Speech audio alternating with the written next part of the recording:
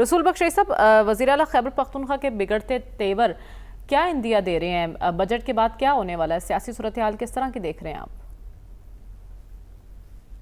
میرا خیال یہ ہے کہ ملک کے اندر آپ دیکھیں کہ اضطراب اور بے یقینی کی سی کیفیت تو پہلے ہی موجود ہے۔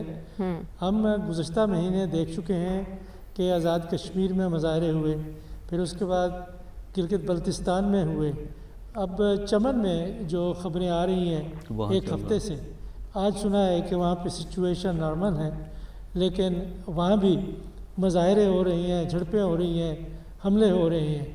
تو اور آج ایک دکھ کی بات ہے کہ بہت دل افسردہ ہے کہ ہمارے 7 نوجوان 5 یا 7 نوجوان آج لکی مروت میں شہید کیے گئے ہیں، جن میں ایک نوجوان کیپٹن بھی شامل ہے۔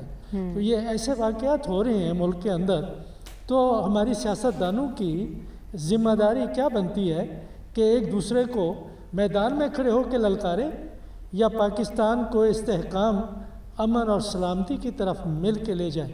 ہم نے ماضی میں کئی ایسے مواقع کھوئے اور اس کے نتائج آج تک ہم بھگت رہے ہیں کہ تحریکیں ہم چلاتے رہے، احتجاج کرتے رہے، حکومتیں گراتے رہے، لیکن بنا نہیں پائے کہ جو اس کے بعد ایک تعمیر کا مسئلہ تھا، اور جب بیٹھنے کی بات آئی کہ کیسے ایک بحران تو پیدا ہو گیا ہے، اس بحران کو حل کیسے کریں، ہر ایک نے اپنی راہ لی، اکٹھے نہیں ہوئے۔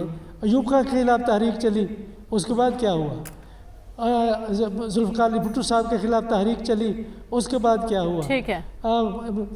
ضیاء الحق صاحب کے خلاف تحریک چلی، تحریکیں چلتی رہیں، لیکن ہمارے سیاستدانوں میں ایک شعور نہیں آیا۔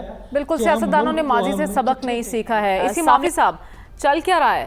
ہم یہ بھی دیکھ رہے ہیں کہ مولانا کے ساتھ پی ٹی آئی پیار کی پینگیں بھی بڑھانا چاہ رہی ہے۔ 3 رکنی کمیٹی قائم کر دی گئی ہے اسد قیصر کی سربراہی میں، جو رابطے کرے گی، اور اگلے ہفتے شاید ایک ملاقات بھی متوقع ہے۔ کیا لگ رہا ہے آپ کو، یہ الائنس ہو جائے گا؟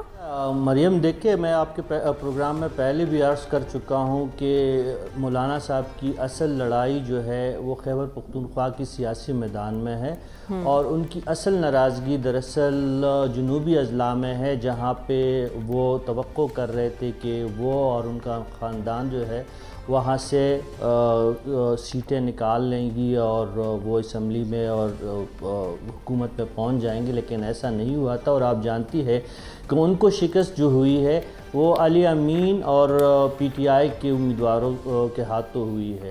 تو جب تک میں یہ نہیں دیکھوں گا کہ علی امین مولانا فضل الرحمان کے پاس آتے ہیں یا مولانا فضل الرحمان علی امین کے پاس جاتے ہیں، تو یہ اتحاد تو مجھے بنتا ہوا نہیں دکھائی دیتا۔ اور ذاتی طور پہ بھی کچھ معلومات میرے پاس ہے کہ مولانا صاحب تو حکومت سے ناراض ہے، اسٹیبلشمنٹ پہ بھی وہ تپے ہوئے ہے، لیکن وہ ایک سٹیج پہ پی ٹی آئی کے ساتھ احتجاجی تحریک شروع کرنے کے لیے تاحال راضی نہیں ہے۔